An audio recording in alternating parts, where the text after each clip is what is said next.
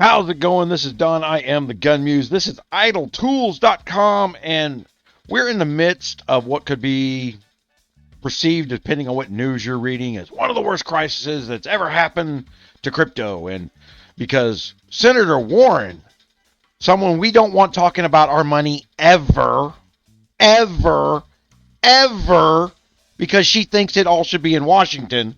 Let's make sure we know who Senator Warren is. You did not build that.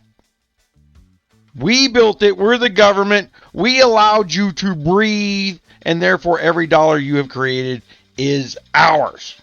Elizabeth Warren thinks that this should be regulated and is pointing to this event as the reason why. And I kind of went off in Son of Tech's locals page. If you haven't subscribed over there to his locals, it's only $5 a month to read a bunch of the stuff about the people who are actually putting money into the industry and aren't panicking because this is happening. But a second flyer went in there, and nobody wrote a news story about this other event in ETH that has taken place because it was so routine. It was just going to happen. We were going to do this. We were going to run out of bandwidth to process transactions at some point. Why wouldn't we package transactions better? I don't disagree with any statement that I just made that they didn't. Okay, what am I talking about, right? Okay, I have moved money from my Coinbase account to my Gate account 2 to 3 times a month for the last year and a half. Without fail. I don't even look up numbers. Click, click, click. It's done. Wait 10 minutes. The money's in there. I'm sorry. I'm working on no sleep here. Oh, I gotta. You can't hear it on this mic. Well, let me take this off and do this. Yeah, that's my computer making that noise. I got a fan going out on a power supply. And I got the new power supply sitting behind me. It was on the porch this morning. But it was more important. Before I started taking this computer apart and find some other problem, I needed to get this out. Because I'm actually breaking some news on this. Okay, so I'm going to go to my blockchain explorer and show you the transaction. All right. 6 hours and 45 minutes ago, I sent this up. It has been verified. 2019 block confirmations. Okay. This is what you normally see. Only this isn't my verification. This is the package my verification's in. Which means everybody on the receive side of funds that go through the ETH networks, and there's a bunch of them. Tron, I don't know if you, but there's going to have to be some news stories out on Tron because Tron interlaced itself with a bunch of stable coins, and this little packaging issue has created a pretty much crash stop. It's all verifiable. It's all recoverable. Your tokens are safe. My tokens aren't working for me because what I did was I moved $191. I moved $200, and after I paid the fees, blah blah blah, it come out to. Because there it is. From Coinbase to this address, right? 191.91 of Tether. Only didn't arrive. 6 hours it's been verified thousands of times it hadn't arrived. And I've already gotten a hold of Gate. Sent them a copy of this and they went, what the bleep, bleep, bleep? Okay. Because they got software that reads the blockchain. All I had to do is go in here and stick this number into their help yourself section. Don't be contacting support with bullshit that all you gotta do is copy this. All you gotta do is copy this, stick it in their thing, and it'll go find the transaction you declared as loss. What it does is it accelerates it because they got a computer going through thousands and thousands and thousands of transactions, and sometimes you get behind on a deposit of funds. You know, one of the transactions is your deposit. Well, you may be behind 10, 20,000 other transactions. And there's guys like me out there that when we're doing bot trading, I've done 600-700 transactions the last couple days. all to my USD, all tethered to the stable coin of my choice, USDT. Okay. And this is a system that I'm going to be teaching everybody over the next series of a bunch of videos. It's one that I did last year. You can go look at my original first video, mining to the short. It's what I'm doing. I've got my Hive OS over here mining Raven right now, and it is sending that Raven over to, I just set the Raven up about this morning. I hadn't been doing that. I had been mining ETH proof of work and sending it to the short bot. We'll look at that. Because I don't pay any electricity to run a short bot that produces more of the coin it's shorting. In other words, it's mining me other people's coins, not new coins. You know, when we mine with the graphics card, we're printing a new coin. Or percentage of a new coin. See, that's where it gets funny, where everybody gets in these mining pools. You're only printing new coins if you're solo mining.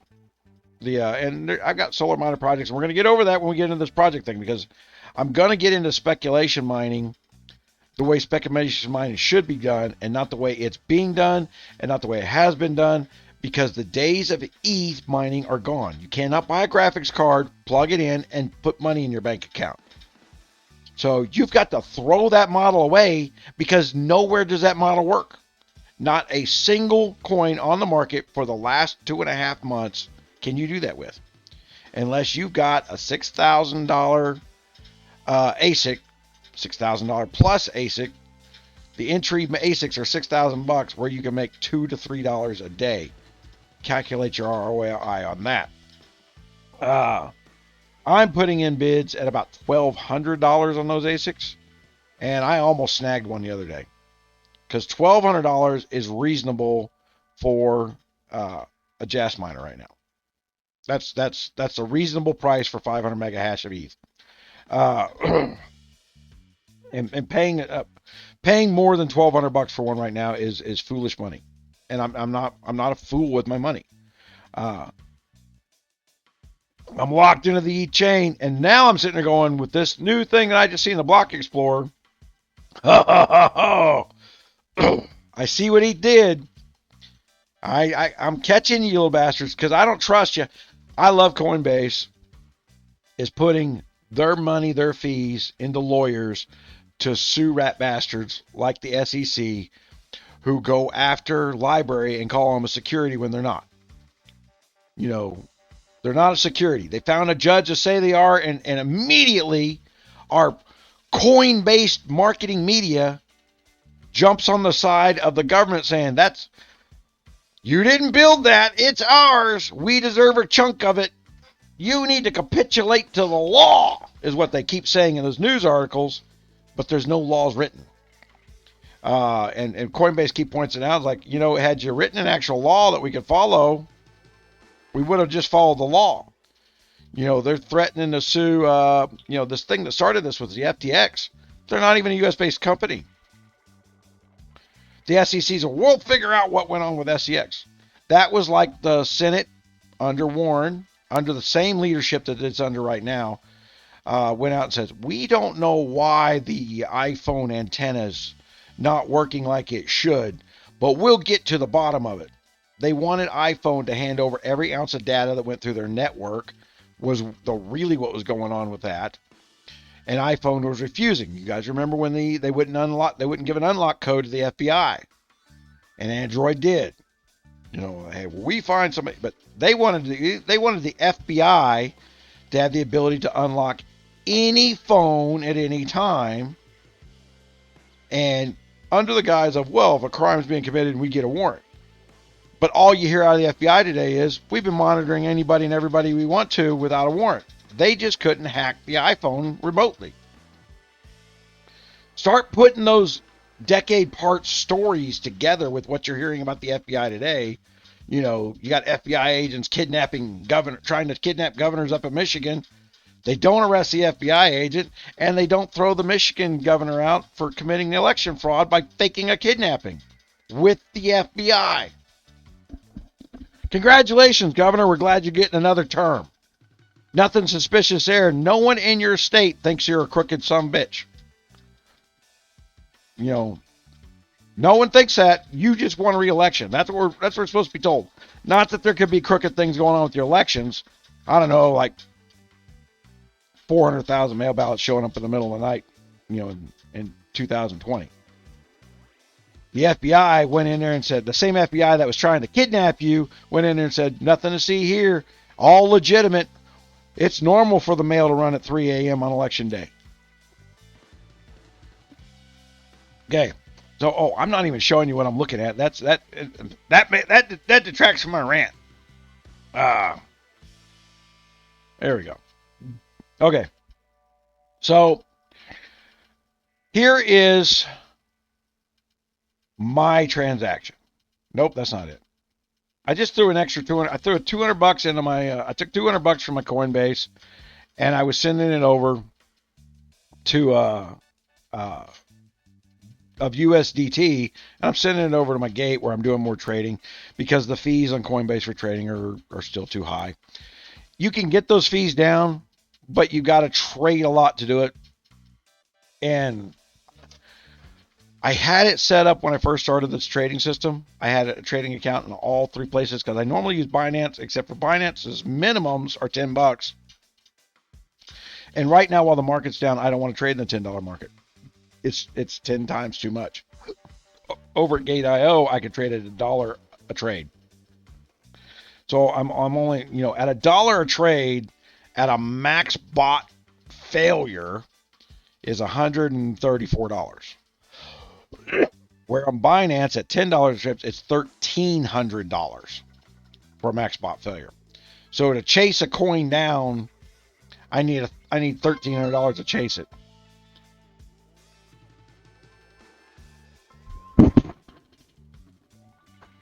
Hello. Yeah. Yep.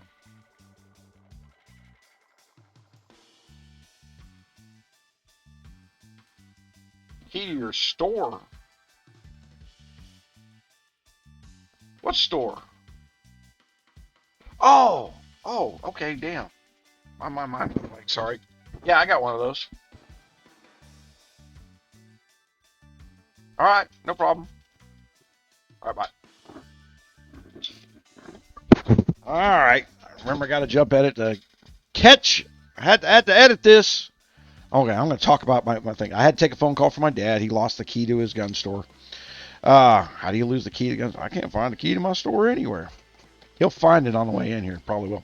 Okay, so what ETH did was they said, our network is so slow, we need to package up all these deals instead of running them one by one by one by one, which they kind of already did before, but now they're doing it on Coinbase's side. They're asking Coinbase to package things up into a transaction instead of their network packaging them up like it used to in proof of work. There'd be a whole bunch of stuff in a package on the proof of work side, and the proof of work guys, the miners, they would turn around and tear these things apart and verify them through the software the way they did it. And then how much of these fees was in this for this total package. Only it's not being done that way now. They moved it one step forward. Coinbase is the first one I know of to launch this because it caught me in the ass this morning. All right, so it's been 6 hours. My money hadn't moved because on Gate's side, Gate being older than Coinbase, Gate being one of the oldest exchanges out there. Okay, they list coins earlier. And as far as new projects and speculation projects and everything else, you can talk about, and everybody talks about TextBit.io, but honestly, if you can't get it in through Gate's fairly low standards for new coins, it's way beyond speculation at this point. You may be getting early, you may be getting in real early and mining up real early, but it's not tradable until it gets to the minimum standard of Gate. Getting in the trade ogre is fine. They're a micro exchange, but Gate has technology to it that I can use. I can use chart analysis and everything else to look at it. So I'm trading like 1,400 coins right now, and I got chart, and I'm paying for a chart subscription to look at each one of those and I want to look and see if it's been going up for 4 hours, and then I'm going to double check it before I buy it to make sure it's been going up for the last 3 minutes. Okay, then I buy it. And then I'm only looking for a 1% gain. And then, so I usually catch it. I buy in at $5. And if it suddenly dipped right after I bought it, and there is a dip after you buy it because you got the software calculates the fees you need to cover both in and out. So you buy it and it always says negative right off the bat. You know, you got to get used to the numbers lying to you. And so you got to have the total purchase plus the fees plus 1% to exit out of that trade with profit, because that's the way I got it set up. So you want to catch it while it's going up, and you want to catch it that it's been going up for a while, and now that you're looking at it because it's been going up for the last 3 hours, you want to know, has it been going up for the last 3 minutes? There hadn't been any quick down spikes. Not that that's a bad thing. Technically, those, after you buy it, there's a quick down spike, but then it goes back to going up on the long trajectory that I looked at it before. I make even more money, okay, because it'll activate a safety trade. So, but here's my money locked up in this transaction. So let's go into this. All right, and here is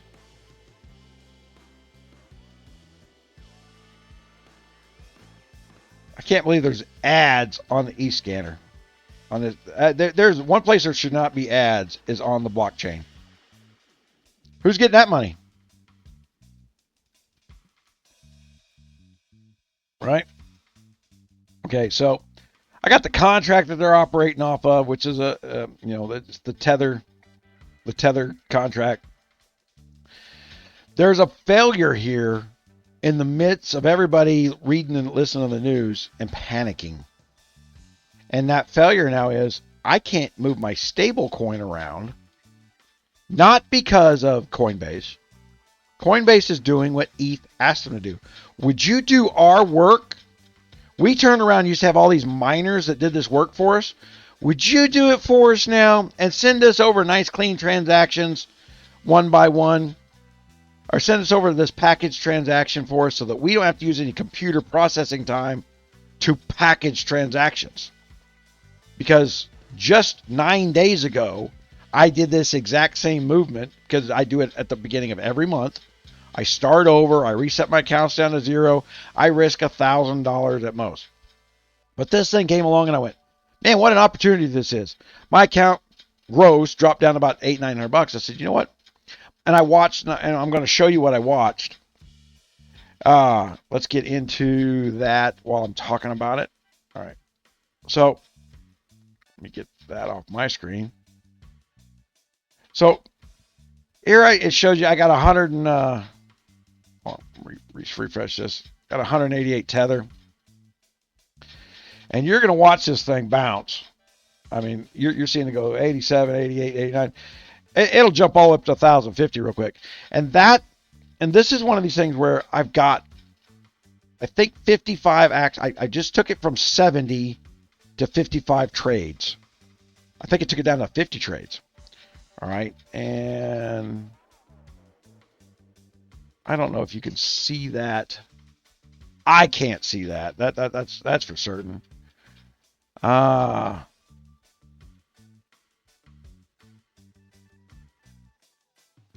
What does that say? $2.31. Okay. So plus $2.31 right there is what my trading is for the day. That's what I actually made in USDT. Okay. That's the today in USDT. And you start looking at the total numbers, and the total numbers will lie to you. Because if I went in here today and click this button, sell to USDT, take every coin I got and turn it into a stable coin right this minute. Well, then I will have lost. I had $1,000. I got 988. So at the time I clicked that button, I'll have lost $12. But that's not true. I've been making $3 to $5 a day trading coins while some coins are down huge in value. So let's look at that. We got all green arrows going over here. Green arrows with Bitcoin at 17. I started this $1,000 with Bitcoin at 21,000. So I'm down 12 bucks in total if I had to panic and sell. I'm not panicking. I do this at the beginning of a month, and I kind of try and I'm starting to do this. I'm gonna for the next video series I'm gonna do for you guys. I'm gonna start doing it over a 3-month period because I think that's more responsible way to be looking at money is in 90-day cycles. And it would be more profitable for me to do it. I just got in a habit of doing it.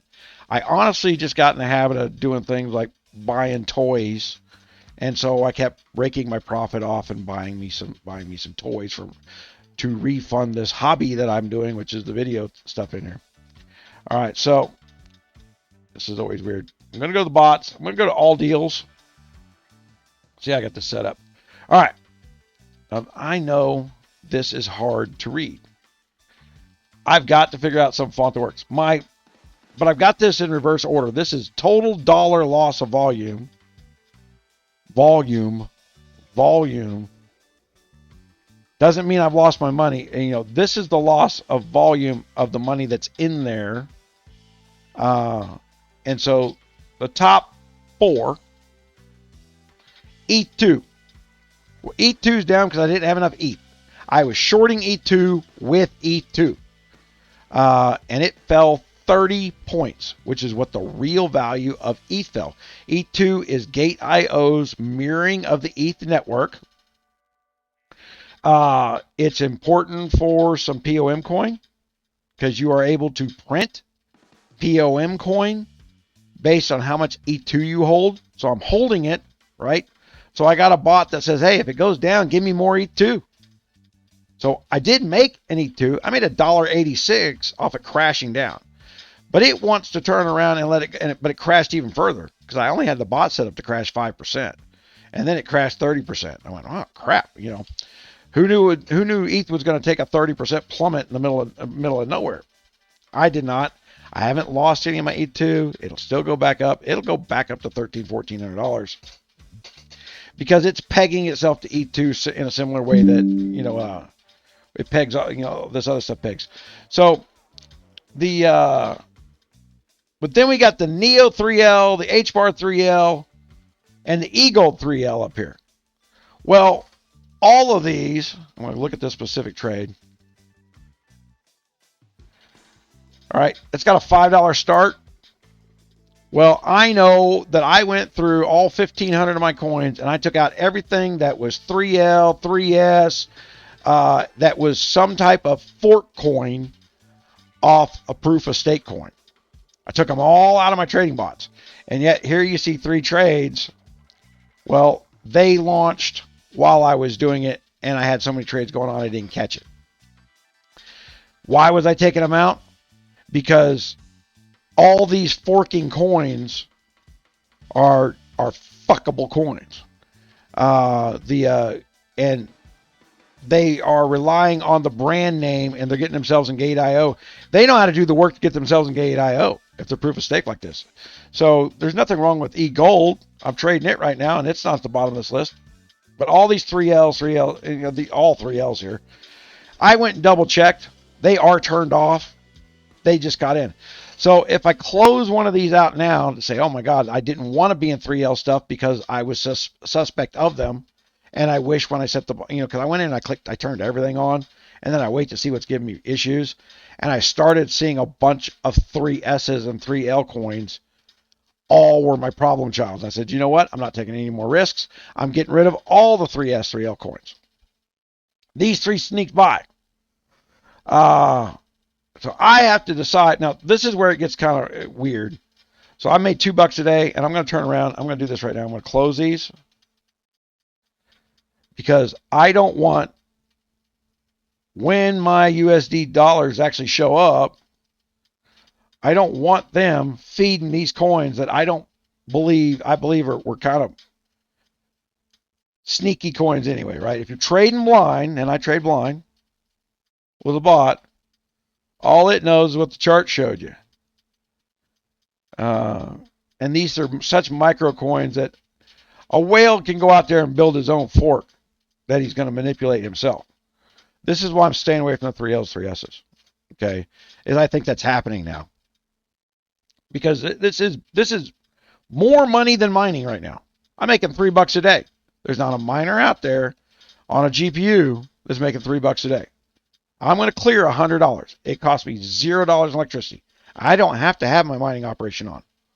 But since I'm making $3 a day here, I can turn my mining operation on, pay the electric bill with my $3, and then I can spec mine, and it doesn't cost me anything. I'm not losing money spec mining. I got this little puddle of money over here that makes me enough money to cover my electricity. And we're going to be a little more 90-day responsible with this as we develop the system out, because the system has worked in the bear times. It was awesome. I bought $30,000 worth of equipment in this room during the bear market. If you guys go back to the other, I put $250 in originally. I went nuts. I took $4,000 out the first month. I only put $250 in. This thing worked great because there's parts of the math that I see that, people are wanting somebody else to do their work. Okay, so panic sold, panic sold, panic sold. So on my little scripted thing, now some of these other ones, they're just $1. But we get down to where there's like 46 cents, 40 some cents at risk. Here, we'll click on this. That's a $5 trade. It's only got 4 safety trades on it, which means it's trading normally. It's down 15%. Now, that one probably ran out of money. No, it did not. Didn't run out of money. So those 3 ones that I knew shouldn't be part of my system, I knew there was I kind of have a feeling what everybody's doing. They're not just making fake proof of work coins. They're making fake proof of stake coins. All right. But the other fix to this would be I threw $200 USDT in here, and it should have buffered my account. Okay. And then we get down to the very little ones, and you're going to see these are already in the positives. These are about to close. You see Muse coin, number 1 profit right there. Fair disclosure, I don't have anything to do with it. I started trading that coin because it said Muse. It has nothing to do with me. Okay. It has been my most profitable coin that I've ever traded. So I'm proud to point it out. Muse has a very unique mining operation where you store these NFTs and you look at them and you like them and you socially share them. I do not understand it, but I do know, and if you don't go in there and you don't socially look at the graphic in so much time, then you lose it. So Muse goes up and down, up and down, up and down, and I just trade it because it goes up and down, up and down, up and down. And that one coin has made me $40 off a freaking dollar investment. I haven't gotten 40x. I didn't buy it and sell it for 40 times more when I didn't buy it for $1, sell it for $40. It's about the same trading price it's always been at, but it goes up and down real fast. So for a bot trader, it's a profit hound, man. I love trading that. I short it. I short it to get more Muse, to short more Muse. So I want to forget about that bot for a long time, come back next year and find out I got 1,500 times as much. So basically, anything I'm shorting, I'm recovering what's called base currency or quote currency. I'm getting it back in quote currency. So I'm getting it back as Muse. I'm trading it in Muse. I'm getting it back as Muse. It's actually a double fee when you do that. But it makes my pool of Muse bigger. So they got to be bigger swings to cover the double fee because you're trading it out of Muse into USDT. Then you're trading it when it goes down. You're buying Muse back, right? That's what you're doing when you're shorting. There is no such thing as true shorting in crypto. This is the thing where the guys who poo-poo being in exchanges, they've been listening to people who trade like BitBoy Crypto. He talks about shorts. He goes, well, you just get more of something. You got more of something that's worth less. Okay. But if you're mining and it's in a hard wallet and it goes down, you got just as much of something that's worth less. If I got it in a short bot and it goes down, I got more of something that's worth less of the stuff I was mining. Muse is one of those that was just a fad. That's my personal meme. So I did that. So what's been going on here? And I just sent an email asking them, say, hey, can we credit my account for that transaction? Because what happened is ETH changed the package as it went in, and I don't know if all the nodes updated. It says it's been verified 6,000 times. Or what was it? What was it? Hold on. Let me look. Was it 6,000 or 2,000 times? It doesn't tell me on that screen. Fully diluted market cap. Because in my package, here's some things to look at. One guy was hold on, let me put this. Let's look at my package now. In my package here, somebody else from Coinbase was cashing out $16,000 of Shiba Inu. Now, what I don't know is, do I have to wait for that to verify? Does the whole package have to be verified for mine to get pulled out of that? Did I hit the unlucky lottery? Here's a guy that pulled out $7,000 of QNT. Oh, look at that one, $38,000 of Tether. Somebody else was pulling out $38,000 of Tether. That wasn't me.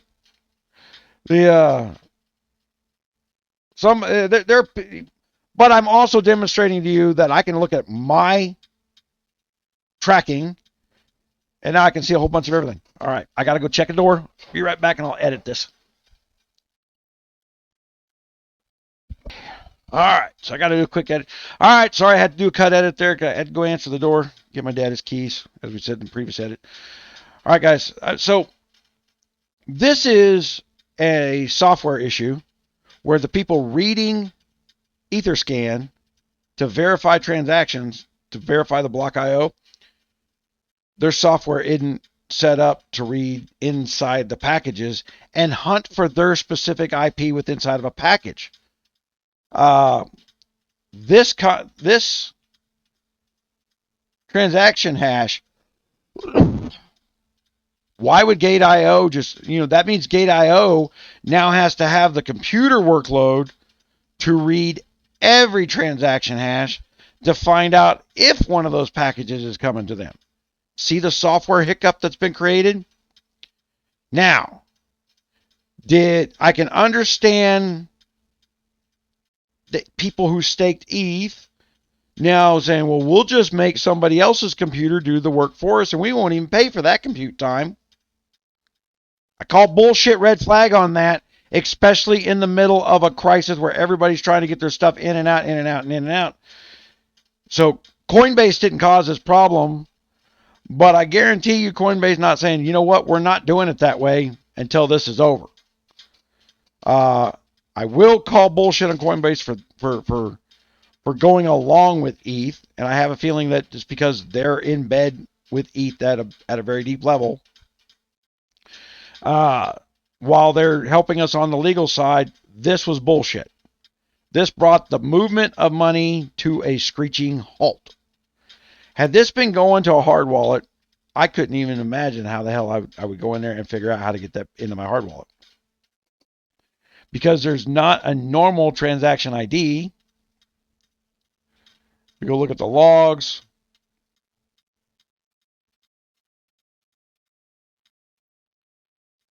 Now this looks like something where we would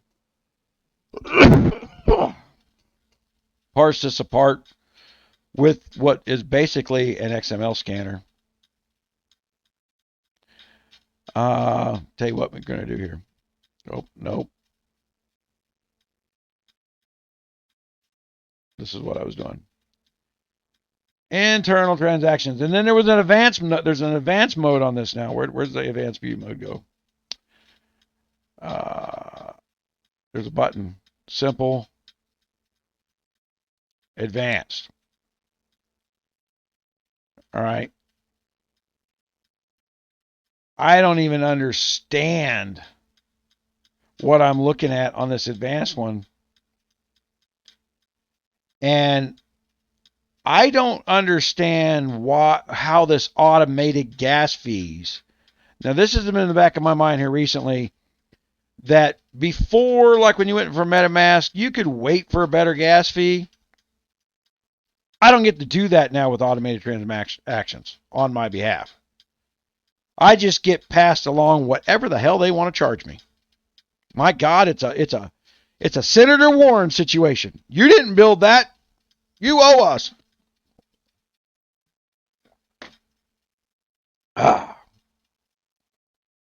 She is target number 3. Or has to be something done about Senator Warren, who thinks that we should be beholden to somebody in another country. That's all her financial plans. That's all her stuff. She's a moron. She doesn't understand what she's doing, but she knows that they write her checks to say things. That's what she knows. And she'll say anything if she thinks she can get ahead by saying it. She lied to get in college. She lied to get free tuition money. She's lied about her Indian heritage. Personal insult, because this big white guy here actually has Indian heritage. The doesn't do me a damn lick of good. Not one. Now, my dad gets a free hunting fishing license, but I get one too because I'm a disabled vet, right? You know, I'm a 100% disabled vet, so I get a free hunting and fishing license too. But I'm one generation out of my free hunting and fishing license in the state, which is the only benefit you get as an American Indian. The other thing you can do is you can pick up antlers up on the Apache reservation. You have to be of heritage in order to pick up deadfall antlers when the deer sheds their antlers. The Apache can go around and pick them off the ground, but otherwise it's illegal. You as a white person cannot pick up an antler. It's a crime. The Apache can do it, and then they make all those mountain chandeliers and stuff. Only an Apache can pick that up. So, yeah. And if you are not an Apache and you're on the Apache reservation for any other reason, they may never find you again. It's still that kind of volatile up there. Okay. Not a nice neighbor. Who knew? Yeah. So, I don't know what I'm going to do about my money not showing up yet, because I want it to fill in those holes as this goes down, because we're coming out of this. But this got thrown in there by the ETH chain, and everybody needs to be paying attention of whether or not you want to be doing business with ETH, which seems to say, let's take the worst possible time. We'll screw up the market even more and do all this stuff. Because this FTX thing had nothing to do with how much coin was in there.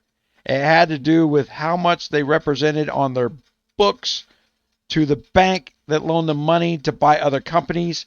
And that's got nothing to do with the actual tokens in the exchange.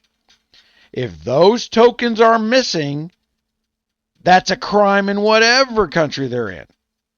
The SEC doesn't have a damn thing to say about what FTX is doing or not doing, because they're not an American company. And FTX US is such a worthless piece of crap, I don't use it. It's the only exchange I haven't used. It's worthless. The Binance US is it works, but it's limited based on they only allow premium coins in Binance US. So there's very little movement with Binance US, and you need movement to bot. So I'm stuck with Gate, which doesn't allow American citizens either. But I got grandfathered in because I had it before they shut down. And they're building a Gate.us, and who knows what that's going to look like. And who wants to do it? Why would you build a corporate entity that says, I'm a U.S. corporation, when you know the day you open the door, lawyers are going to be walking through it, telling you ain't done nothing right, when you haven't done nothing yet, right? Who would put themselves in that situation? So we got a Republican Congress. The Republicans are now in control of the purse strings again. The 20-year-olds, hey, food was the number one.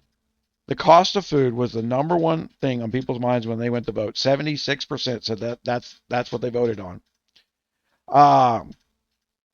The 20-year-olds were in by 300% over any other election. And why wouldn't they be? Because somebody promised to pay their college debt while they're living at home with mom right now, the cheapest place to shop, right? They're going to give mom $10,000 worth of relief because mom's the one paying the loan for the kid who flunked out of college because he borrowed $70,000 and partied his ass off, never went to class, failed right out, and owes all that money. Went and bought a whole crap load of graphics cards because he's going to be the next ETH expert. And I'm not wrong there. I know damn good and well. I know 7 people that I've met that went out and took their $40,000 grant and went out and bought all graphics cards last September, right before the market started crashing. You didn't have enough time to get your money back at those inflated GPU prices. And I told everyone I was talking about, like, you don't have the time to get out of that, man.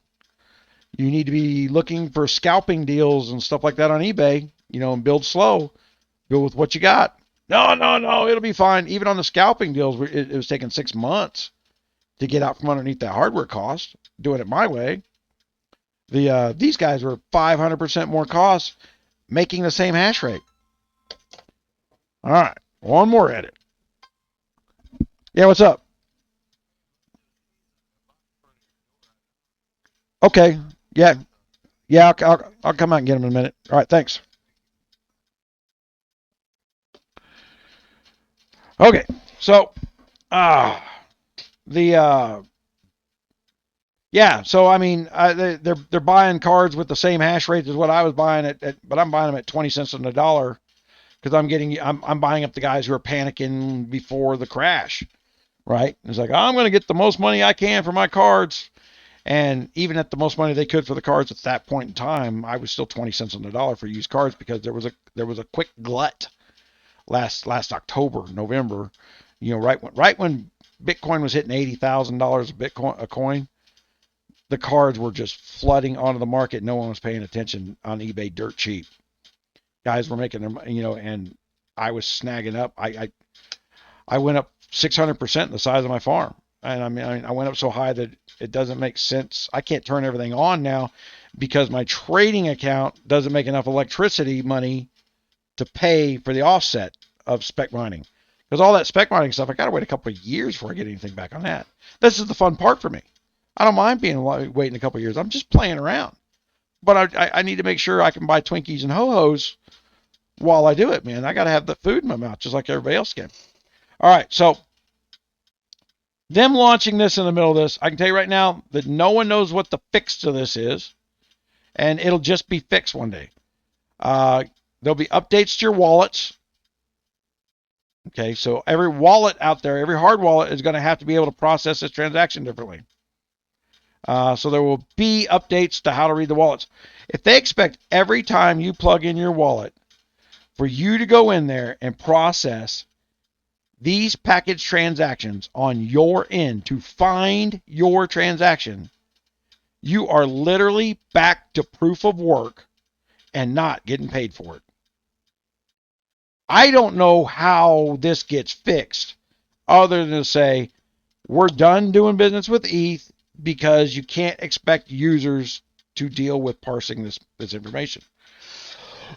If I was sending this to my hardware wallet, what is going to scan that transaction ID, which is a package for lots of stuff? Nothing's going to scan that. No blockchain scanner that my understanding of how these things scan, it's not going to do that. It's going to go look in there for to look inside each and every one of these. It's a workload. It's literally taking the wallets that are on computers, and then they're going to adjust the wallets to re-verify these things to find it stuff out, just to find your transaction and update your wallet. And then there's going to have to be a verification process of that, right? Because it's going to finally move into your wallet to be verified that it's updated. There's something I'm not understanding here of why this is a good thing. And there's definitely something I'm not misunderstanding in this was a bad time to do it. Because it broke. You know, Gate goes, send me. It was like, well, what is that? And we had to start communicating via email because you can't send a URL over to them. I said, go look at the block scan. They go, we got a team working on this now. We don't understand. We're gonna. And my last email to them was like, could you at least credit my account so that I can keep trading? Because this is early in the morning for me. That $2-3 I made today, I just lost $27 getting rid of the 3 that shouldn't have been in there. So I'll have to make up that ground today. But by doing that, I released a bunch of USDT form. Let me go show you that, because that should have been updated by now. And did Dex go to sleep on me? What's up with Dex?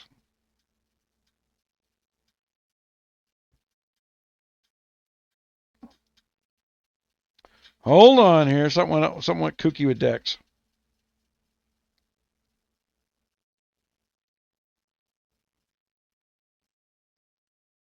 There we go. That was a video software editing issue there. I broadcast Dex from my phone over here, so it actually builds a computer inside of a computer, and I can monitor and tag that. So one last thing to check out in here, because I'm going to be doing a video here on why we're not panicking, right?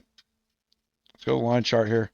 And as you can see, I'm going on the uptick here again in total, but I'm at 267 US dollars, whereas I had 180 in there before. That was me closing out those 3 bots. So while my USDT hadn't showed up yet, right, I started the month at $1,000. I have $991, quote unquote. I'm putting this in air quotes for a reason, because it really should be in air quotes. I have 991 at today's value of the 50 coins I'm holding. I have lost $8. You just saw me throw $27 away. All right. That was profit I made in the previous 9 days, because I wasn't quick enough, and I didn't go double check, probably because I was lazy, because I would have had to gone through all 70 of my auctions and find out which one of them were 3Ls and 3Ss that launched without me wanting them to launch. And I just didn't want to do it, because to turn off those 3Ls, 3Ss, I was sitting on my couch, bored, and God, it took me a couple hours to go through all 1,500 of them just to turn them off in the bot.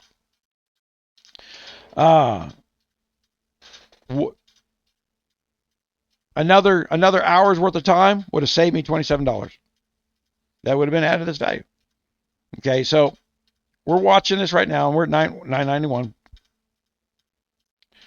And now my Muse coin that we're talking about, where I make a lot of money on my Muse coin, I have $50 worth of Muse coin right now, but some of it is now in USDT as part of the short trade, and more than $5 of it. So I'm up on Muse because while the price of it has gone down, nope, the price of it right now is up 11%. So all that Muse coin that I made in the last 3 days of this crashing crap, and I made a couple, 3 of them, is about to go back up to the original that I got it at. And my bot is now selling it as it goes up in price and waiting for it to come back down again to buy it. That's all they can do. They can't short anything. You got to think of it like a house. You can't go over there and say your neighbor's selling your house for $200,000, and you can't go over there and says, yeah, well, if it sells for $180,000, yeah, you owe me 10%. That's what shorting would be. That's literally betting. You know, you can do that in the SEC, what they're supposed to be regulating, and there are 15,000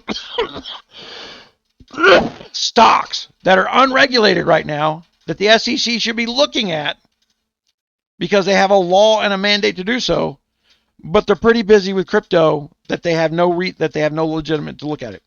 What do I think about regulations things? I'm going to be talking to the congressman. I may be putting a letter to co-against because I have an insight with my military charities where I get to sit down and talk with congressmen anyway. And I want to go in and use the same meeting to do dual conversations. And I may be getting with people because I can get access to the congressman when other people can't. We just lost our congresswoman here in New Mexico, which would, I'd already prepped her because, but that's because they redistricted, they gerrymandered the shit out of this. They drove a line through New Mexico from the porous borders portion where we voted Republican forever. The Indiana.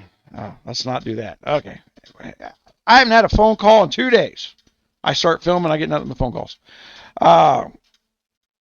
So they drove a line straight up to Albuquerque's meth head district and threw 25, 30,000 voters from that district into our district. And it swung to Democrat for the first time in like 80 years.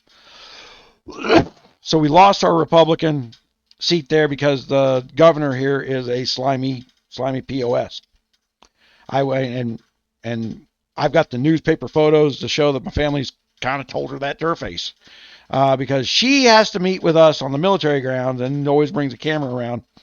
And now she knows we know she's slimy and we treat her like she's slimy and we tell her we're slimy. And we go over there and we harass the reporters that are following her around and ask, why didn't you follow up on this? She told us this last time. It didn't happen. Where's the news story about what she said was going to happen that didn't happen? Yeah, that's not our job. It's like, it damn sure is your job.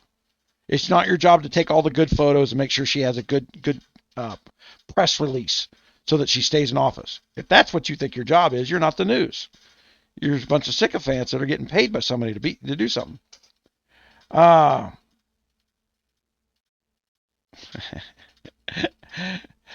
was a spam call. That was one of those things like, your disputed billing charges. Oh, hold on. That's something else I didn't need to. All right. So, I wanted to point out this little hiccup that's coming along. Check your hard wallets. Make sure they can. Don't be moving stuff around until a whole bunch of updates take place. Okay. This is going to cause it, and I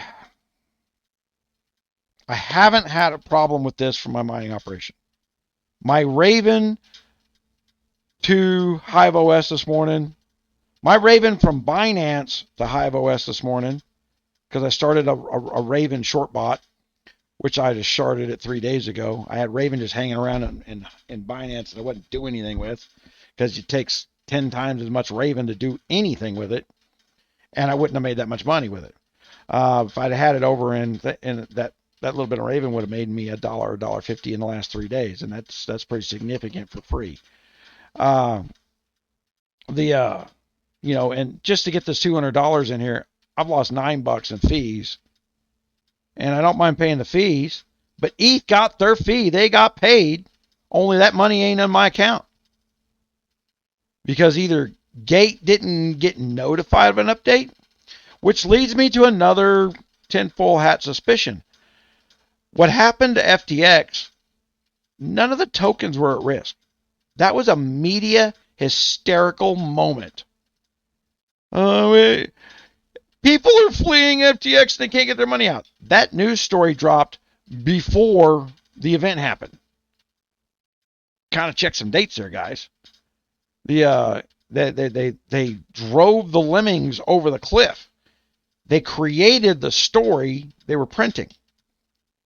And then the one guy's like, well, we went from 60 BTC down to 1 BTC. Oh my God, that'd freak everybody out knowing what the value of BTC is. Well, it's not that much BTC in the grand scheme of things. But the reason they had 60 BTC is somebody had it and then they wanted to cash it out. FTX had its stable coin spread out amongst other things, and its own coin was backed by some of that. And Tron's been having some issues. But Tron's not really having issues. The news keeps saying they're having issues, and their issues are, look, we can't move. We got 4 backed stable coins back here. We got our assets secured. It's you guys panicking when you shouldn't be. We didn't expect a stampede over the cliff. We'll get it all back in here, but we got to move it from this. We got to move it from these 4 other guys to get it in here. And it caused a couple of the stable coins dipped because of it. And that's where you start to get a little nervous. But I tell you, when you see those stable coins dip, phew, don't be the asshole continuing over the cliff. Just don't be. Swap it to the stable coin inside your exchange. Do not exit your exchange with it. That's how you keep the failure from cascading. Because they're operating off a floating book. They've got an asset, but it's not in the exchange. It's covering the exchange because you don't want to put it at risk of being, quote unquote, hacked. So now all these guys that got these assets off the exchange to prevent multi-million-dollar hacks. So when you go at that guy that asked for $46,000 converted to USDT that I just showed you in that chain, that's not sitting over in Coinbase. That's sitting in Coinbase's hard wallet.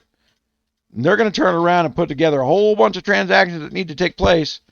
They're going to go open their hard wallet, and then they're going to move it over to where they need to move it from in order for the transaction they're packaging together. So I get the benefit to them packaging because of that, right?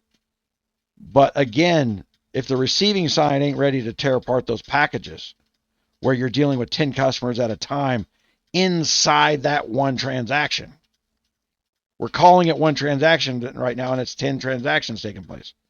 I don't see how it's saving anybody fees.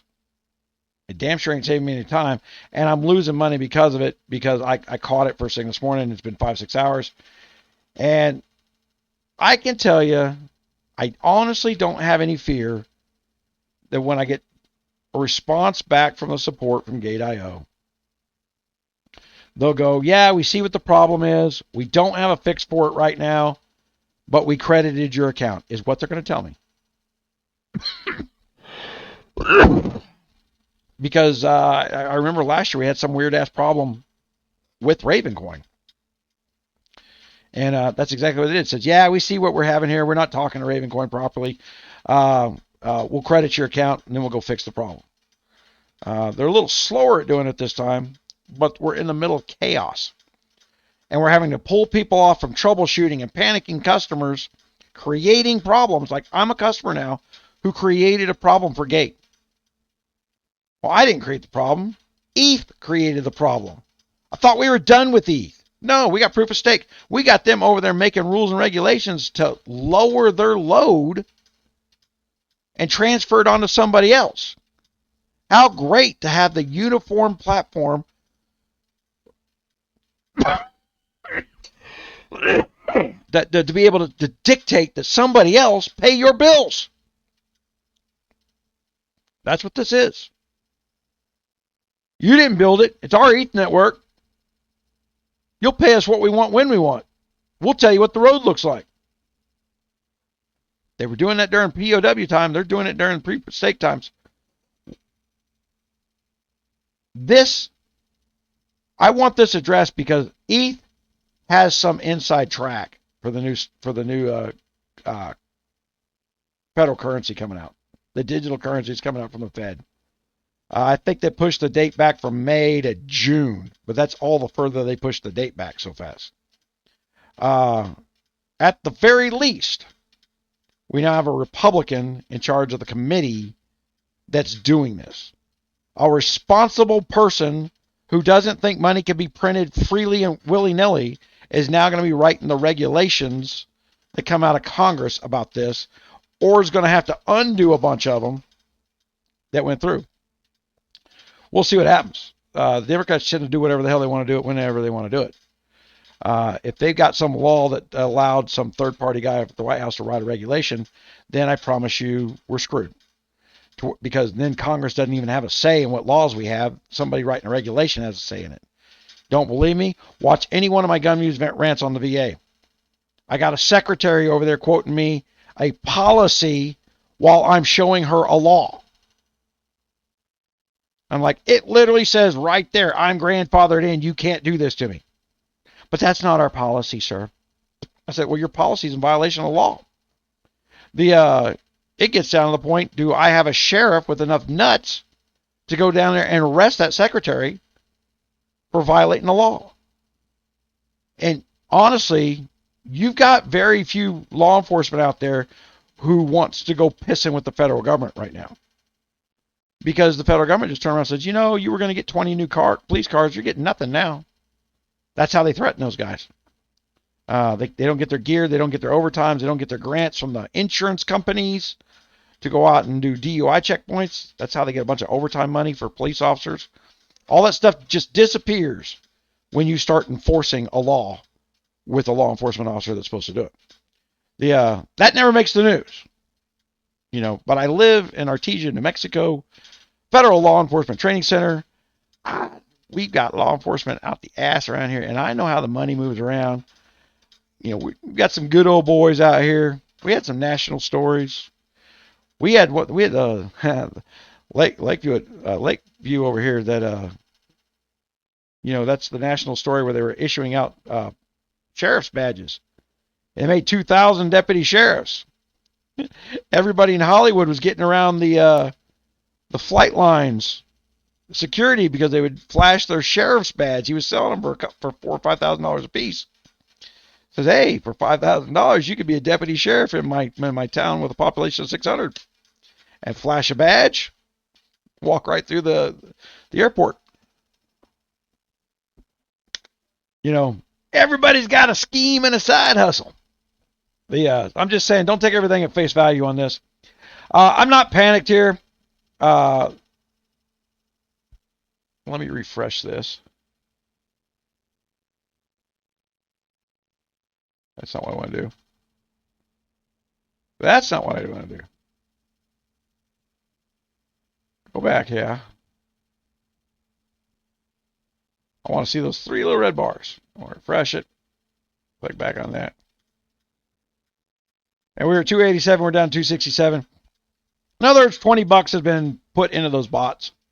So I've got probably 15, 20 bots that were stalled out of the 50. And they're now probably working properly.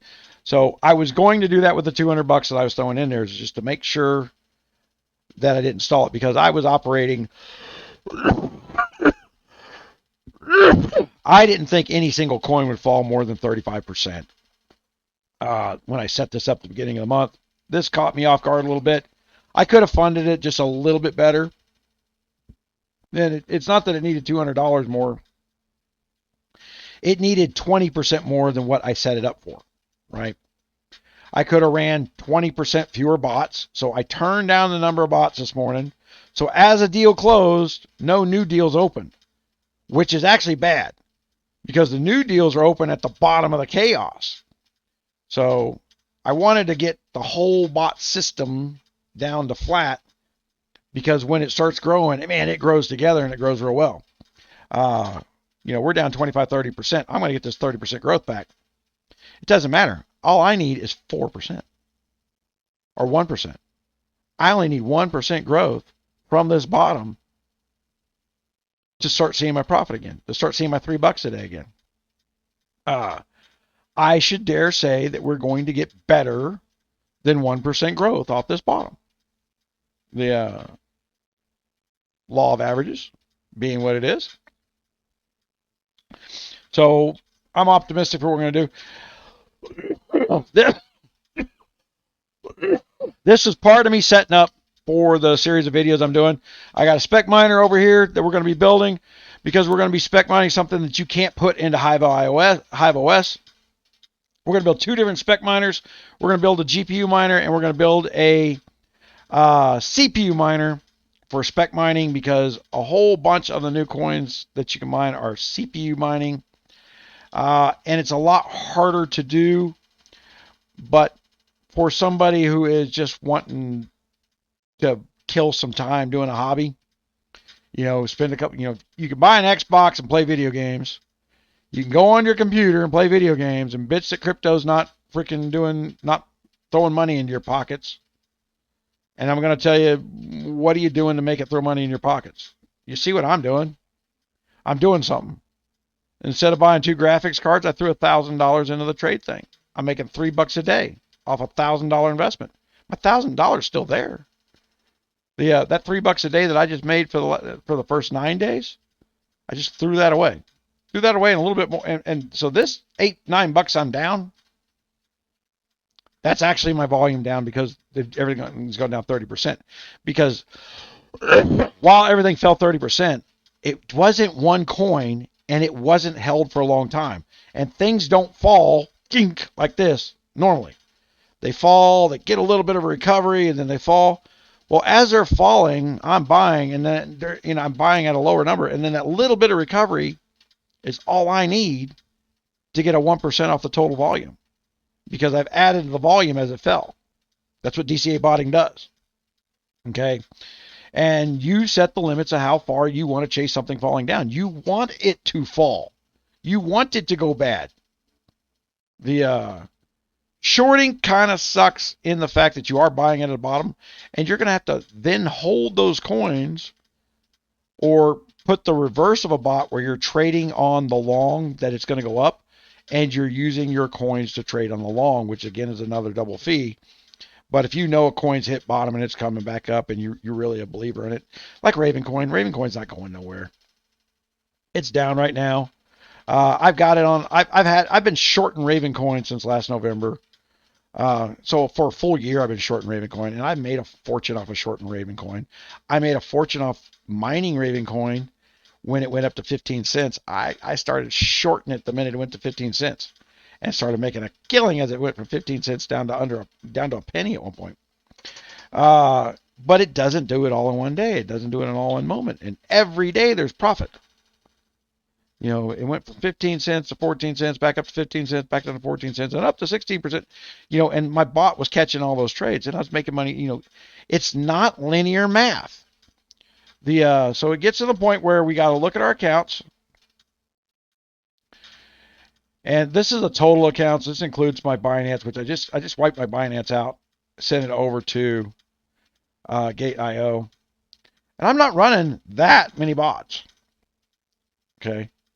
There's my Raven short bot. I just started it. And it's closed 2 deals since we started talking. And I've made 3 cents. Because Raven went down. It didn't cost me any electricity. Doesn't cost me more to set up another bot. I buy an unlimited plan. We'll go through all this stuff and the things. I buy an unlimited plan. I pay $600 a year for an unlimited plan. I could build 1,000 little micro bots to where I was trading in each individual coin and shorting each one of them and letting them grow their volume of coins. And if you wanted to be the ultimate free electricity miner, that's probably the best method to do that.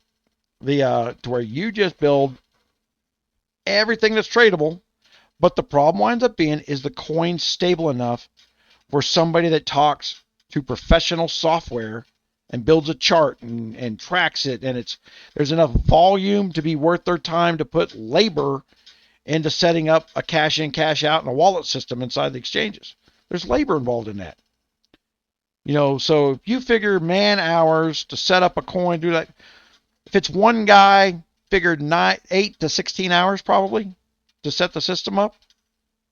That guy's probably making $45 an hour at fractional fees on a coin that's usually worth sub pennies when it gets listed. It could take them 6 months to 9 months to get the money back for the labor they spent setting up that coin. I don't know if Gate.io turns around and says, look, we'll list your coin, but you're going to pay us $2,000 to list it. You're going to cover our labor costs. I would say that would be a good model on their part.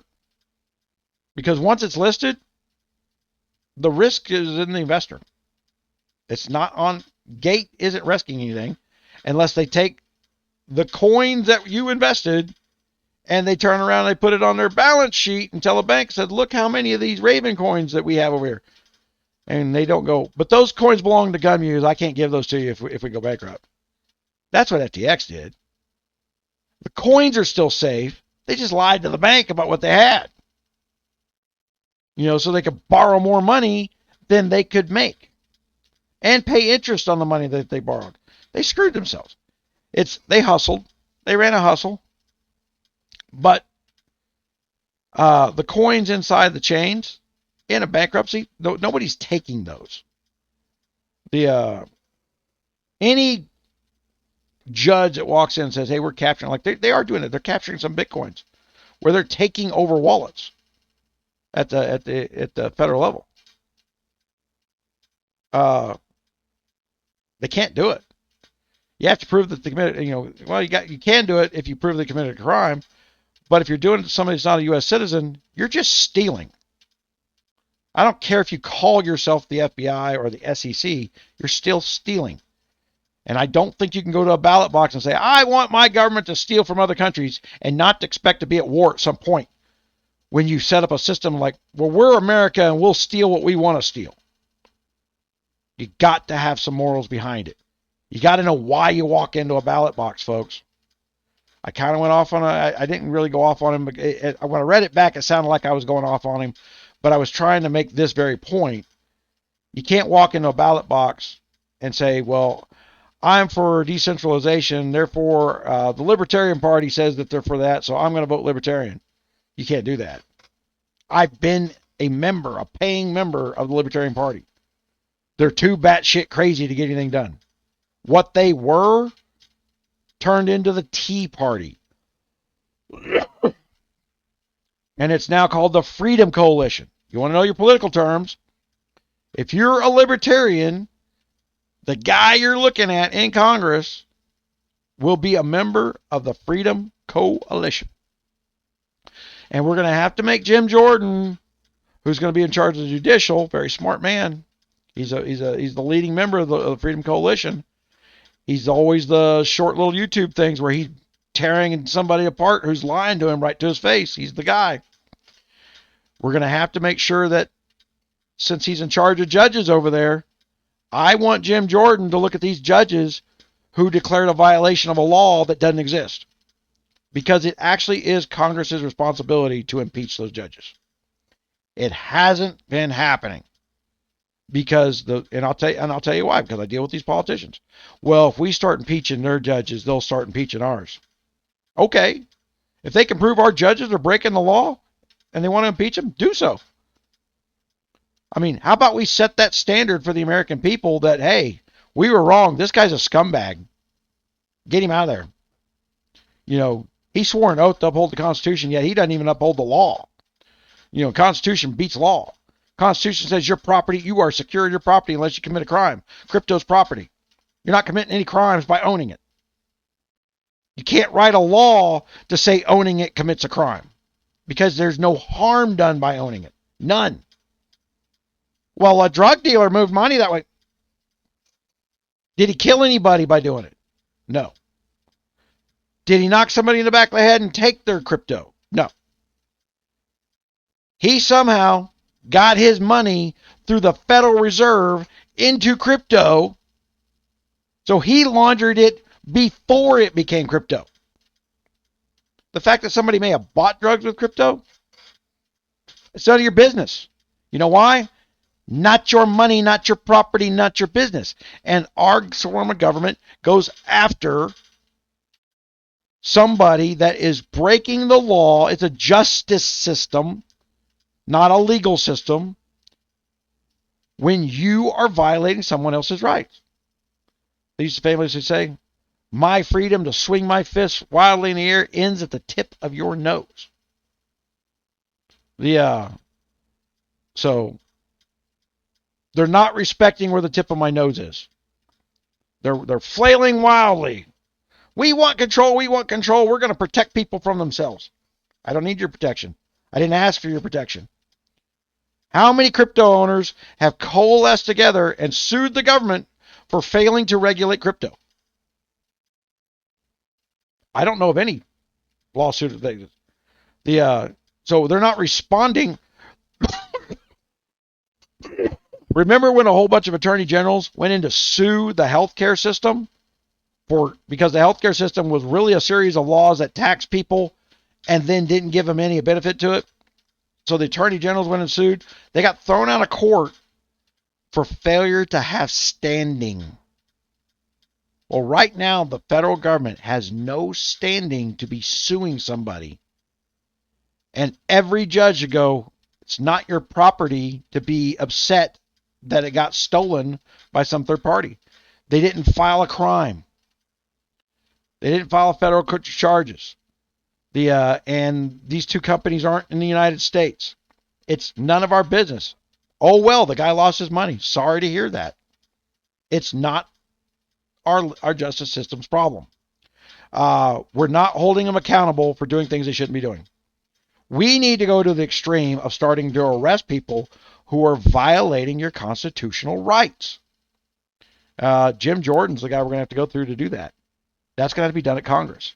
And unfortunately, until after the next election, where we can change the attorney general, because this attorney general ain't going to turn around and arrest those judges for what is a clear violation of constitutional rights of stealing property without a crime.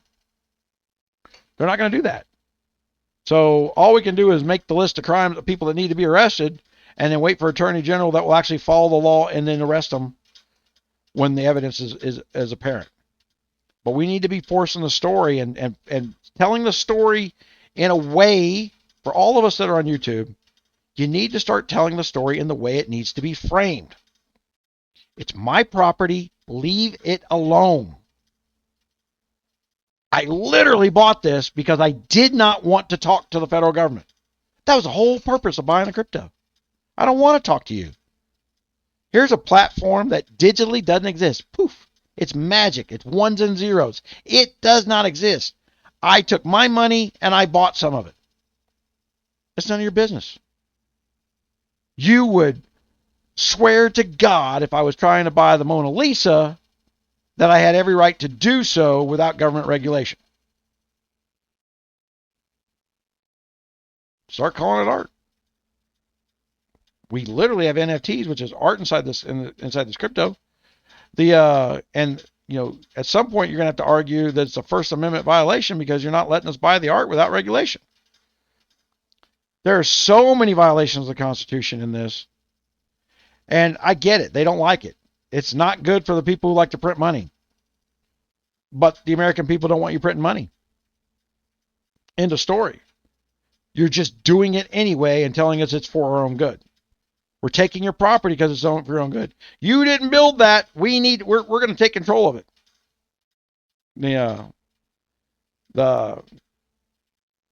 Meanwhile, taxing the rich is and the rich being defined. There's the other thing is what's definable as rich. They're throwing out that $400,000. Well, if you don't make $400,000, your taxes aren't going to go up. Well, they can't go up because if you make more than $40,000, you're in those top two brackets. You're already at the top. You made more than $40,000, you're in bracket number 2. Right below the billionaires at $400,000. There you go. But those guys can hire tax lawyers to make the money go away. There's no minimums for them. There's minimum for individuals. So a lot of us are in my household income's a little over, just a little under 200,000 for our household income in here. But I'm disabled.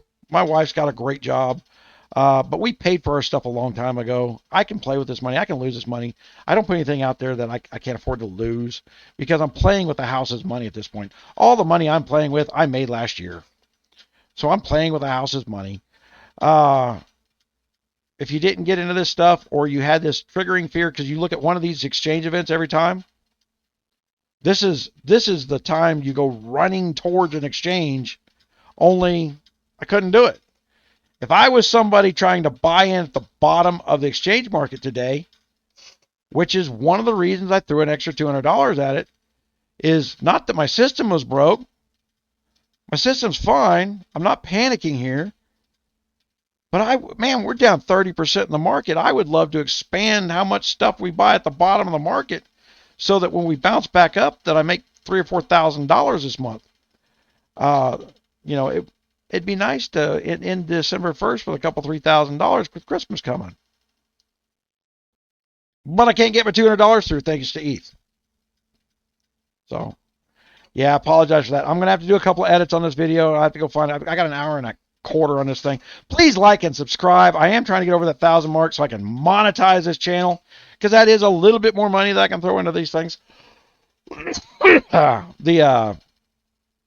I need it. I appreciate it. Man,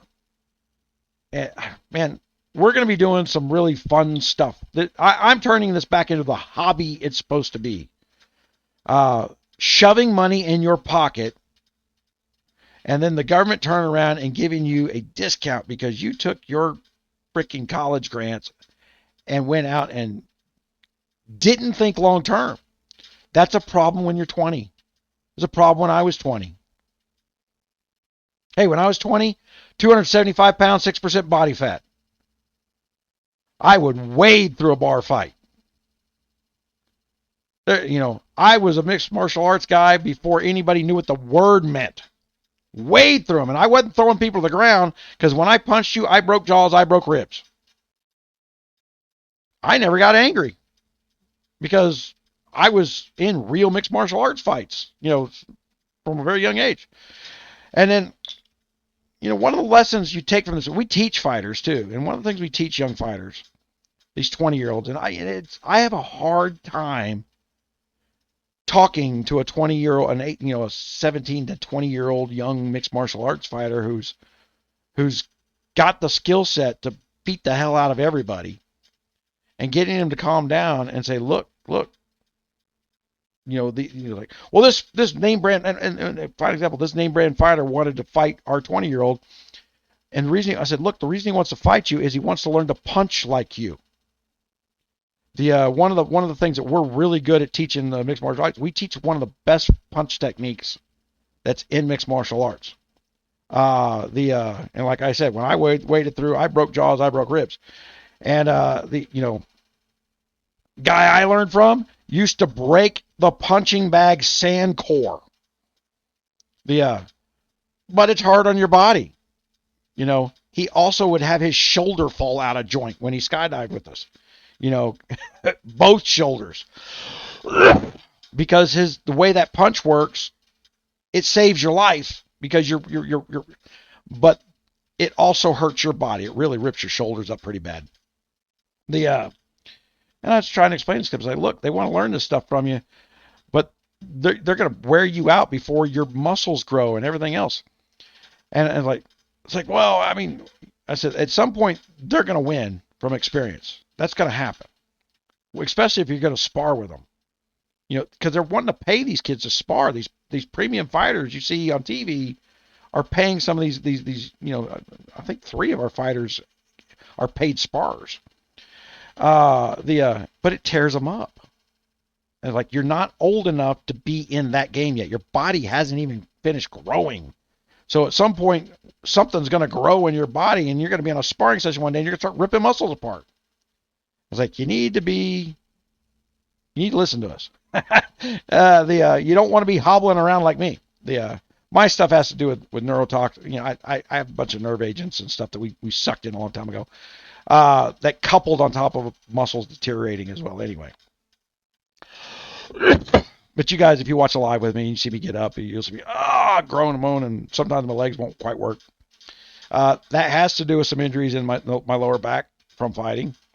Matter of fact, that's the experience that I took from it. My main injury in my back that cripples me up today, I got when I was 14. Somebody speared me in the back in a fight. Because it was more than one fighter, I had my back turned to one of them, and this young kid just, laid his shoulder blade right into my L4, L5, and it did some damage that has never recovered.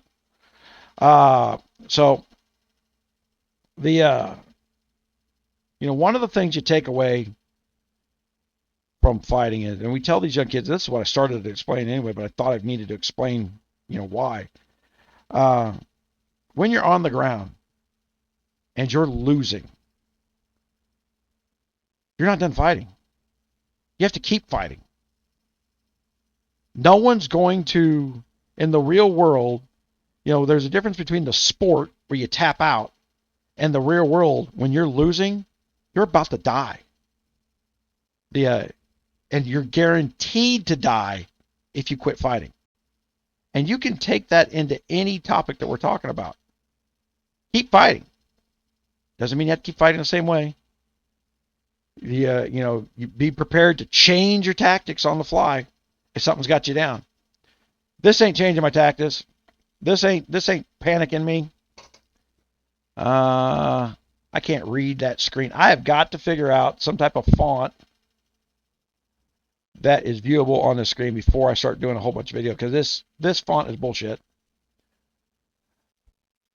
I've got to make this readable for you guys. When we get to doing a bunch more of this stuff, I got a whole bunch of new setups and stuff, because we're going to be talking about this, and then we're going to be demonstrating over the course of video at the beginning of the month, video at the end of the month, of what I did and how it worked out. Right? Proof's in the pudding. But I would say that with $1,000 in,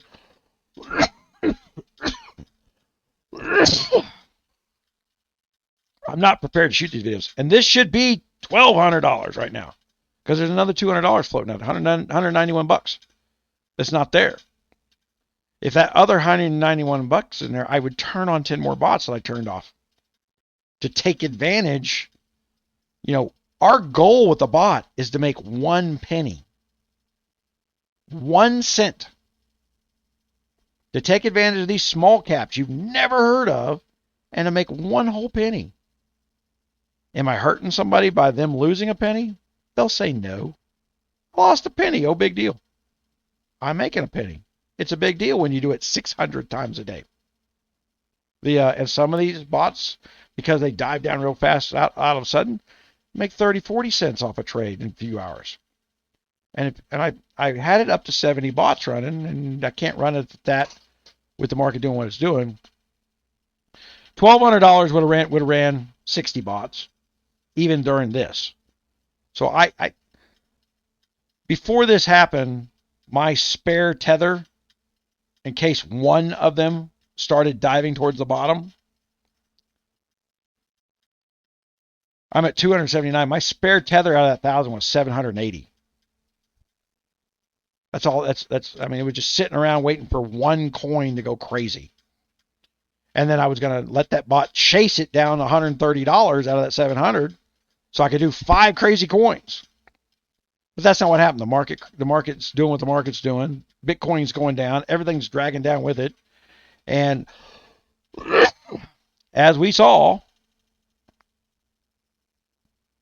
we'll go back and show that again, just to emphasize the fact, because this is what's real, and you can't even believe some of the numbers on the page. My total volume, only if I click the sell it all now, would I lose my $9? I'm not going to do that. We're at the bottom of the market, and I own all these coins. They're all going to go up. Or if half of them goes up, I'm going to make $100. Right? We click, and we do all bots active, and we're going to sort them by profit percentage. I think this way. Apply. That is the wrong way. All right. Oops.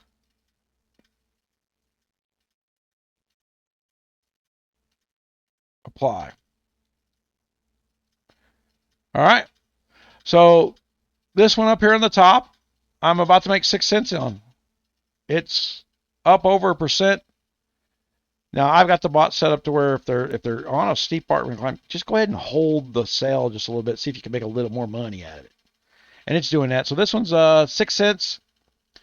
You got a whole bunch of, they're at zero right now, but they're up 0.38% because it's got to cover the fee. So I haven't made any money because it hadn't covered the fees yet. All this stuff's about to close. Matter of fact, you see this, I got it set up so where you can buy 3 of the same coins if the coin looks that good. And OUSD, I need to look at that to make sure that's not some kind of crazy stable coin, because then that I shouldn't be trading on. There's 3 of them there. It bought 3 of that same coin.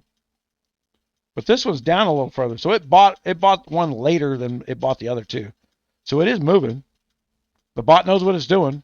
This is where I've always made a mistake. I go in there, I'm not paying attention to each coin particularly. I set the math up right. I told the bot what to look for to be safe when it's looking. Look at it over 3 hours, and then look at it once again over the last 3 minutes to make sure you're not buying something that suddenly peaked and is dropping. It's a safe way of looking at it. And usually it exits real quick, and especially if I'm just trying to get these micro pennies in here, because I'm trying to get it to where I can safely run 100 bots, and then once I can safely run 100 bots, I'm going to increase the amount of money per bot, so that my profit per day goes up based on the amount of money I put into the bot. Right, so I'm putting $5 in initially, making $3 a day. If I bumped it to $10 initially, like what I get over at Binance, I'd be making $6 a day. That's $180 a month. Off of this, that pays a lot of electricity.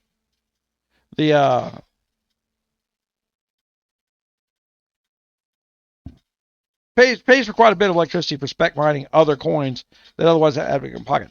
I'm not pulling money out of my disability check to pay for my electricity. Just not doing it. This has to pay for itself. This is a hobby for me. I'm not an expert in this thing, but I can do math, and I can tell when somebody's full of shit. I would gladly play poker with anybody who wants to argue with me about this stuff that's going on here. I guarantee you I made more money playing poker than I ever have trading crypto. And I'll clean your clock in one night. We'll all be happy. I love playing poker. No one wants to play poker with me right now. Let's take a look at my Ergo. Here's my Ergo short. It's down 4% right now, which means Ergo's going up. If my short's down, Ergo's going up. But if we look at that's its own bot. That says I made $5.35. But I started putting Ergo in there at $4. When Ergo's $4. And I had 2 or 3 Ergo in there. I think I've got a total of 9 Ergo now. It's worth under $2. So yeah, but I've got way more Ergo than I ever get from mining. I can't get him to deposit Ergo from mining. I stopped trying on the Ergo mining because I wanted to build up the amount of Ergo that I got per trade on the short. So I was mining Ergo to get Ergo to short Ergo. But the mining side of it got so bad, it was stupid. Just buy the damn Ergo. And I haven't even bought the Ergo. It's making its own Ergo. Like I said, the same way Muse does. It makes its own Muse. It takes from other people. It's not making it. Mining makes it.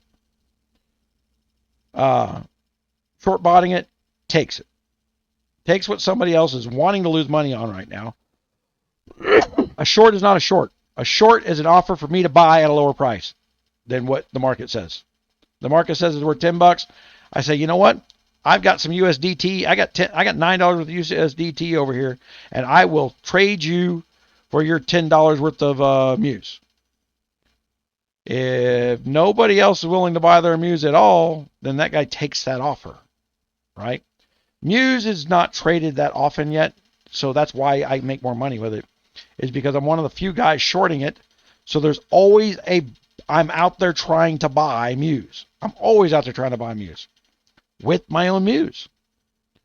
Yeah, it converts it to USDT and offers everybody a stable coin for more Muse. And then at the end of the day, I got more Muse.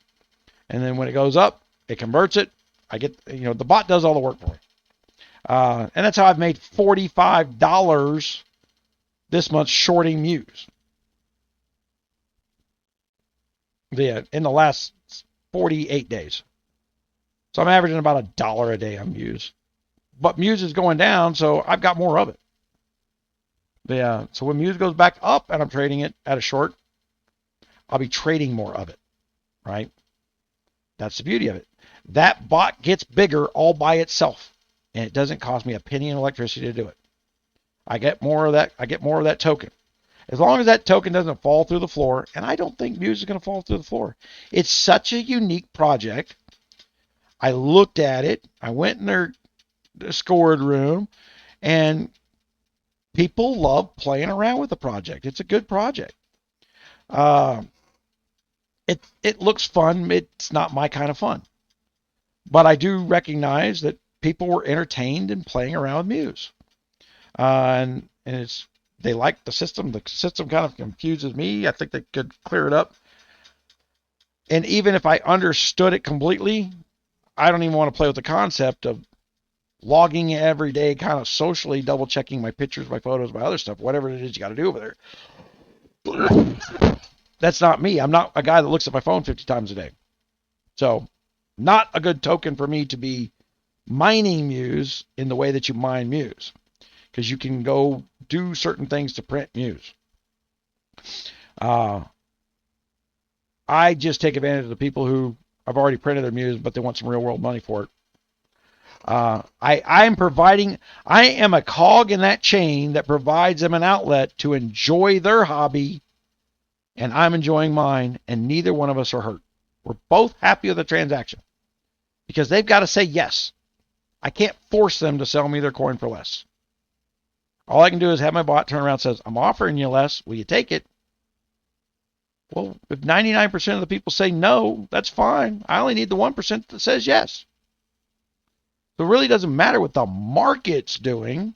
The panic, the flee over the cliff, that's one of the reasons I said don't worry about this stuff. I wanted to take more advantage of this fleeing. But the slowdown of putting money into the exchange because of this thing from ETH, that threw a fly in the hill. That hurts Gate. How come Gate didn't know about this beforehand? They're panicking over there. My techs over there are going, what the hell? We've never seen this. We don't know what this is. And for every one person that contacts a support team, there's 1,000 who don't. Right?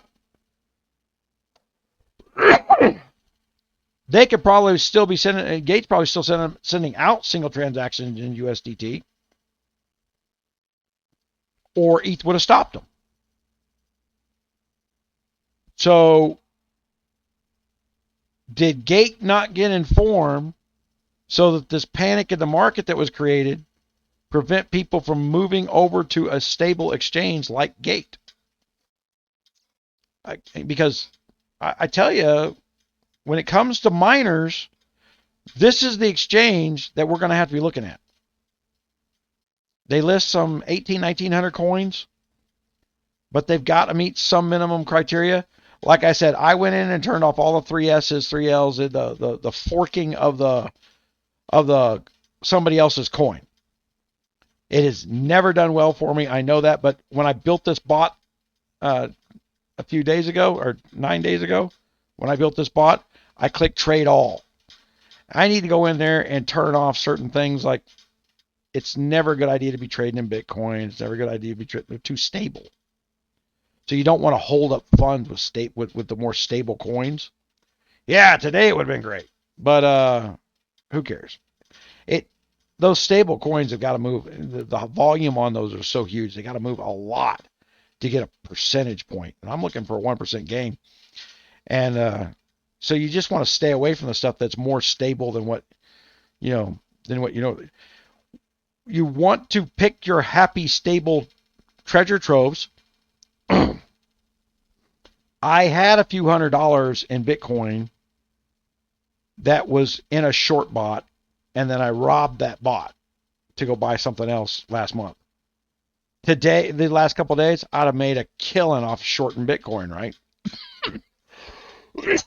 I'd have had more Bitcoin, which is what you want to have. But you can't have it all when you want it. I made my choices.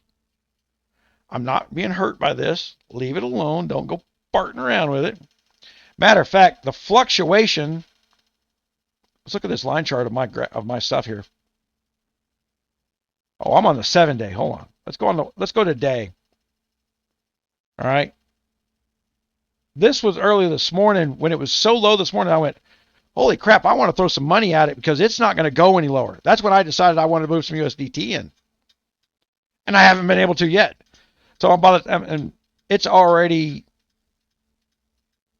the value of my account is rising steadily. That means the panickers are gone. Will somebody go back into trading these small cap coins? Who knows? Don't care. I'm looking at 1,500 coins. Somebody's trading something. The robot is designed to go out there and find out what is moving, and has been moving for 3 hours, and then to check it one more time in the last 3 minutes before I jump in. What I got it set to. It checks it on a really very stable curve that's been around for like 60 years on tracking things, and it pretty much tracks human pattern more than it tracks anything else. Can it be fooled? Can it be manipulated? Sure can. These small caps. You can talk about whales all day long. Some of these small caps, $1,000 is a whale. If I had the design to, I probably could take my $1,000 and go build a whale bot that did nothing but throw $1,000 at a coin that hit the bottom just to make it go up 5% and then dump it again and watch it crash the second time when I dump it.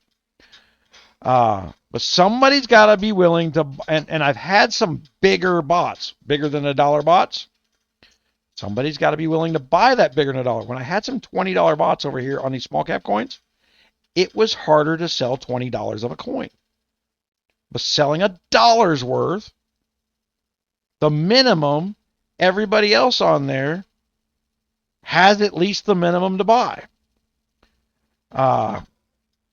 So I have found that playing around under $5 is the smarter. I will slowly move this up to the $10 mark on Gate.io. And once I get the $10 mark to where it wants to move up from $10, where I've got enough money in here to move it from $10 to $20 a trade, I will move it back over to Binance. And I will start Binance up in parallel with this one and trade the 100 very more stable coins over at Binance at the $10 level. Okay. And because during a bull run, Binance wins. They have higher volumes. All those coins will move quicker, and you'll get your 1% real quick. That's what I was playing in last year, where I made a whole crap load of money. Threw $250 in. And there was enough volume there. One of the things I also saw is Bittrex seems to be either capitalizing on this or may have put out some false information to some news outlets to create this FTX problem. There's something dirty going on with Bittrex as far as fake news. I don't know where their injection is point because I can't find an injection date. For those who don't know, I used to own a news company, so I actually start looking for things. But this kind of news isn't on any aggregator. It's just shit out to the market, and it's always full of crap. It's the same the same leftists that we got up there in the leftist part of the Senate up there trying to tell you your stuff's not yours. They're the ones printing all this stuff. I swear it's coming out of the Wicked Witch's Pocahontas's office up there. It may as well be. They're quoting word for word the stuff that she needs to say. And says, "Oh my God, look, the public wants me to be in charge of their money. I promise you, that without having any knowledge of crypto, I can fix it. You just got to give it to me. Same thing with like the environment, right? Hey, we're going to make the skies cleaner. It's just going to take every dollar you ever made. That's all. Oh, you want healthcare? It's just going to take every dollar you ever made. Don't worry. When you get sick 40 years from now, you'll be happy you were broke for that 40 years. Because no one wants to not take everything they made over 40 years. No one wants to not throw it all away for a single healthcare procedure. You know, you see me hawking and coughing. I'm within a 2 to 3 year window of death here. Nothing's in my name. Hasn't been in my name for 6, 7 years. There's no inheritance tax going on anybody. I don't own anything. I don't even own my truck. I own nothing. And the reason is I am not going into some long procedure in the hospital where I got to go get $1,000 a day home care while I die over the course of 3 months. I have a do not resuscitate down at the hospital. My heart stops. You stop working. Period. End of story. Do not burden my family by trying to take what I earned for my family. That's my choice. Hey, if you want to throw everything you got at an extra 6, 7 months of life, that's pretty miserable. That's your choice. God bless you. You want to stick in there and fight. And I just said, hey, if you're on the ground, keep fighting. But not because about what you're fighting for. I'm fighting for my family to keep what I built for them. I want to make sure my family eats tomorrow when I'm dead. That's what I'm fighting for. So when I'm on the ground, I'm going to keep fighting. I'm going to take away my enemy's ability to defeat me completely and profit from it. Do not fucking give me CPR. While I'm breathing, you're fine. Put any drug in there you want to, but if I stop breathing, my heart stops, you're done. God said enough. And I promise you, I got a strong enough will. I was supposed to be dead in the year 2007. So I'm not fighting to die. I'm fighting to live. But at the point my body's not capable, that my desire to win cannot override the failures of my body, I'm not giving the victory over to the government. I'm not letting them rape my family's property away. Just to say, hey, you know, and I'll tell you, I buy property, I buy land like women buy shoes. You know, if you look around in the paper every once in a while, I bought 80 acres of land 3 years ago for $8,000. $80, $100 an acre. Good looking land. Nothing wrong with it. They were raising cattle on it before. I could have sectioned that off into little 5-section things and sold them for $30,000 per section and built a homestead out there. I didn't do that. I wanted a quick profit from it. I threatened to raise prairie chickens out there, and the oil company bought it from me. Because if you raise prairie chickens, you got to stop pumping oil during prairie chicken breeding season. Because the prairie chicken's endangered in New Mexico. Because birds don't live in the desert. They planted them here and then said, you know, they don't breed real well here. Well, we plant pheasant here too. We release pheasant every year, so we have a pheasant hunt. We made damn sure they didn't try that. We had to go out there and write a regulation that says you cannot call these birds you release an endangered bird. Well, the game and fish weren't the ones releasing the prairie chickens, even though they're a game bird. An environmental company did that so that they could attack the oil companies. So it wasn't part of a game and fish program because we stopped them from calling pheasant endangered out here. Because they don't breed. It's a desert. I mean, they're very vulnerable to the wildlife that exists here. We release so many pheasant, and we have a 2-day pheasant hunt. But, you know, it's not like one of these rich farms out in Texas where they throw the bird up in the air and you shoot it. I mean, these things are released out in the wild. They're running. You got to flush them. You can actually hunt with your dog and go walking around the dead. It was the first time my legs stopped working with one of those pheasant hunts. I I got out of the truck. I started walking across a plowed field, that uneven dirt. I got 40 feet out there, and my dad had to bring the truck out in the field to pick me up because the uneven level ground did something to my back, and that was it. I was done walking. And it's been a slow decline ever since. That's another reason that come to my head. We've been talking about all this other stuff. All right, I got to put this 2-hour video. I got to go cut the talking to my dad out of this video and put it up online. I appreciate it. Thank you.